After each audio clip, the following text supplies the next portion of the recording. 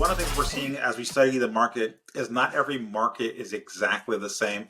There's different shifts that are occurring, and each market will have a different strategy. There are some that are overpriced and will keep being overpriced, some that are overpriced and will get cheaper. There's some that rents have been very stable. There's a lot of movement happening. Market is not the same, there's very differences. And so Tim and I looking at these trends and figuring out like, hey, what are the best markets given your unique scenario? Yeah, I've had the great pleasure to live all over this country, and I'm a Sun Belt fan. That's me. I've lived up north. I've dealt with winters. I'm going to go Sun Belt, and I think many Americans are really kind of sharing that sentiment right now. I mean, you think the big ones: Florida, Texas, Arizona. They're continuing to see significant in-migration, job growth, increasing demand for housing, and so these factors are really they're presenting unique opportunities for build to rent investments because that like you said, Alvin, that steady influx of new residents coupled with rising rents and continuing limited supplies or limited inventory, I think it really points to that strong rental market with substantial growth for years to come in that Sun Belt. Let's talk about the Sun Belt as a whole. I'll be blunt. I'll say things I don't like about certain states. I'll say it. All right, let's do it. I don't like areas that don't have water.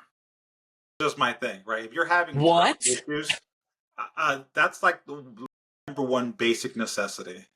Immediately, Western Texas, you're out. New Mexico, you're out. Arizona, you're out. California, for the most part, it's all out.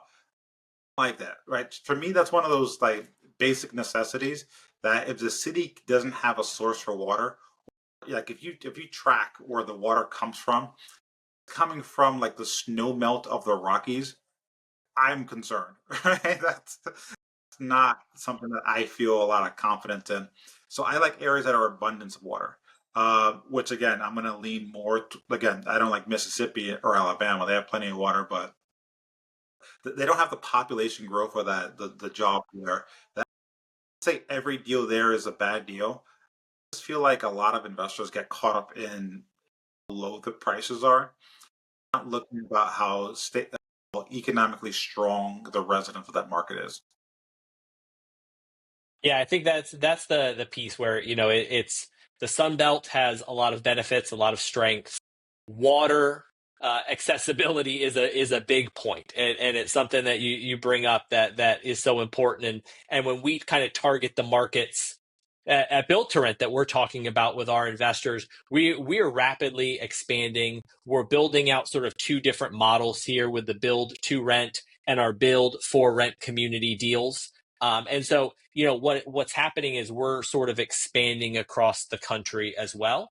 But right now, our focus and one thing we talk a lot about is Florida, right? We talk a lot about several of these key Florida cities that stand out for prime locations for build to rent because they're thriving. They're offering a high quality of life and affordable living costs. And I think those two things together, we talk a lot about several key points in Florida that our investors should be looking at because they check some of those key boxes that you talk about all the time, including water availability. But there's so much more to those cities that I think our listeners definitely want to learn more about. Absolutely. And so one of the things I also want to mention is Texas is a great state. I family lives in Texas. Just when we contrast Texas and Florida, biggest factor that you're going to consider is that Texas is literally all land. Land is plentiful. It's in all directions. There's no like I always make this joke and people maybe don't like it, but it's a lot of the land in Texas isn't special because it's available everywhere. Also happens is that the government tax whatever they have too much of. Florida has too many tourism. So we get more taxes towards tourism, right? The hotel Right. fees, etc. And our sales tax is a little bit above national average, but not by much. Texas gets their revenue all through taxes. So taxes are considerably higher than they are across the nation, and especially compared to Florida. And I think like when you think about the value of your property going up, you typically think of that as a good thing. And it also means that your property taxes are also going to go up with it. That it becomes a shock for a lot of people how Right. high the property taxes can go. Yeah, I think, I mean, with Texas, I mean, it's pretty kind of easy to see, right? It's you got Dallas Fort Worth that connects to Austin, and then you fill in that gap, and there's a lot of development, and then Austin down in San Antonio over to Houston, and that's sort of where you're seeing a lot of that growth, especially in the build to rent community.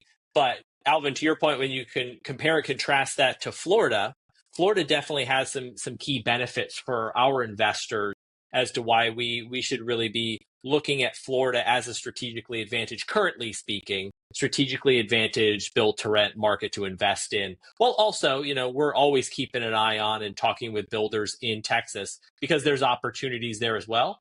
They might just be a little I don't know, maybe just a little more work for us to lock down and find from a cash flow perspective.